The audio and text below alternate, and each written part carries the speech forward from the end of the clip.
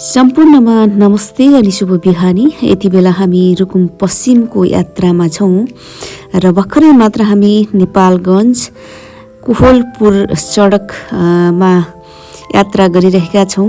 सत्यनारायण र लाखपति पूजाको लागि हामी हाम्रो घर मुसिकोट नगरपालिका जाँदैछौँ।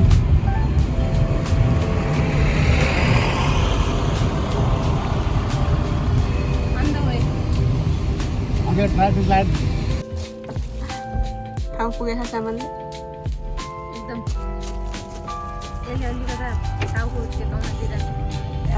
कोहलपुर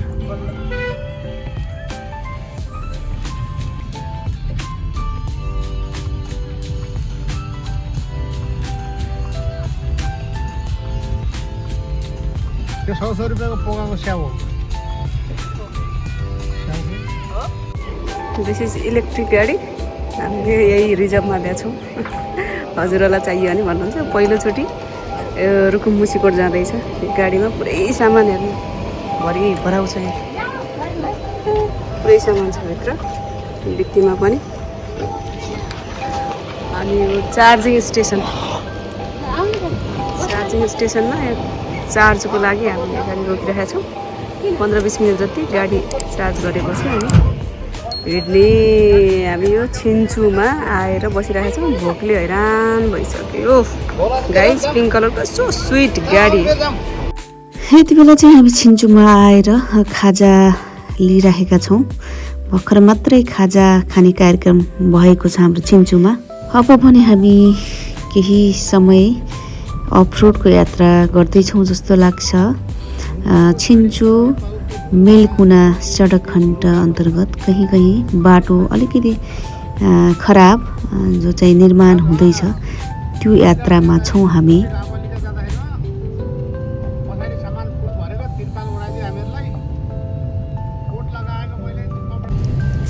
लामो यात्रा भएको कारणले गर्दाखेरि यात्रुहरू अब निदाएको अवस्था, यो दृश्य यहाँहरूले देख्न सक्नुहुनेछ।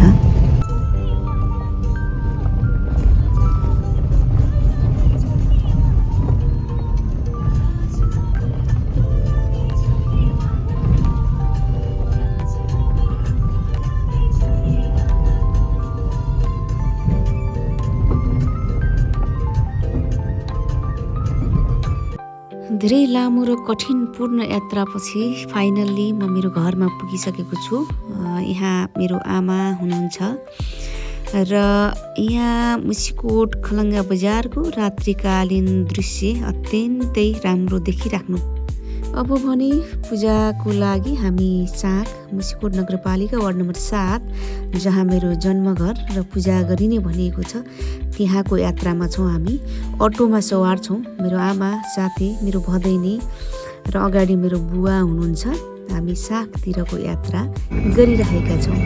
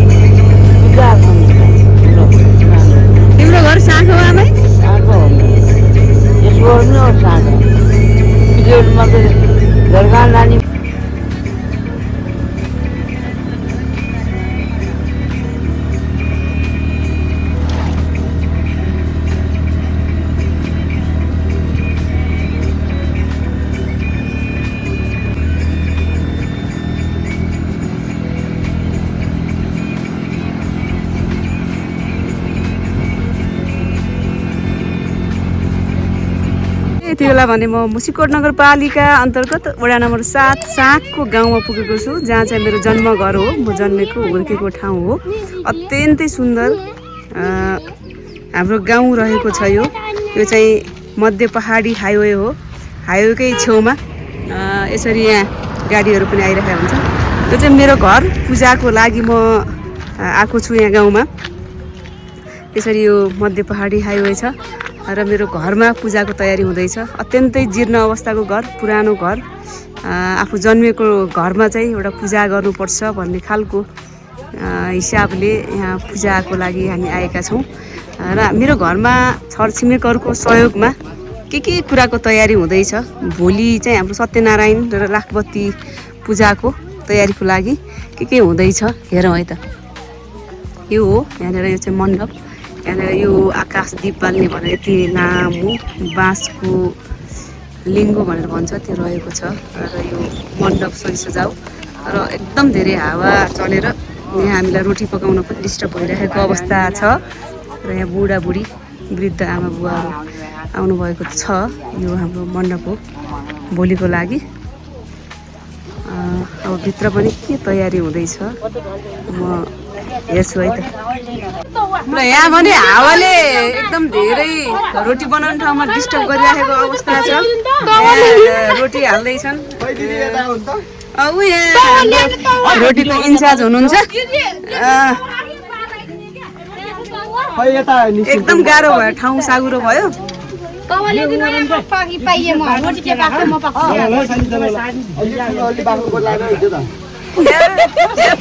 यसरी पाक्दैछ, यसरी पाक्दैछ। यहाँ फेरि आउँदैछ।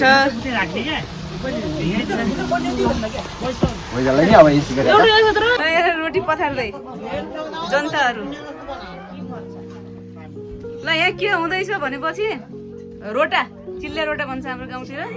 तपाईँहरूले पुरी भन्नुहुन्छ, रोटी भन्नुहुन्छ, हामी रोटा भन्छौँ। रोटा पूजाको लागि रोटा, हाम्रो भाषामा रोटा भन्छौँ हामी। त्यसको तयारी हुँदैछ यहाँ। अर्को कोठामा चाहिँ हाम्रो यो फुल माला हुँदैछ हाम्रो माइल दिदीले पनि। र हाम्रो भाइ कान्छो भाइ चाहिँ बिरामी भएको छ फेरि होइन, त्यसलाई गाह्रो भइरहेको छ, टाउको दुखेको छ अरे।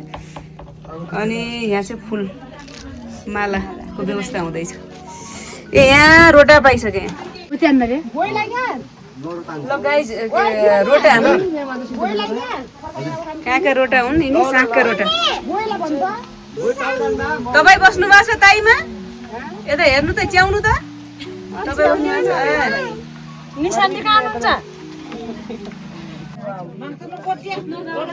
ल गाइजहरू, हाम्रो साग वडा नम्बर 7 मुसिकोट नगरपालिकाका कतिजना 6 जना जेन्जीहरू एकदम साग चाहिँ उहाँहरू बिना अधुरो छ होइन। उहाँहरू चाहिँ यहाँ अन्तर्वार्ता दिनलाई तयार हुनुभएको छ। जो बोल्न सक्नुहुन्छ, मैले सोधेका प्रश्नहरू उहाँहरूले चाहिँ एउटा सिङ्गै बिस्कुट पाउने व्यवस्था गरिएको छ। अब यहाँबाट सुरु हुन्छ। ल तेरो नाम के होला ल भन् त? ल नडाटिकन भन्ने, बिहान तँले मुख धोइस् कि नै? नडाटिकन फेरि।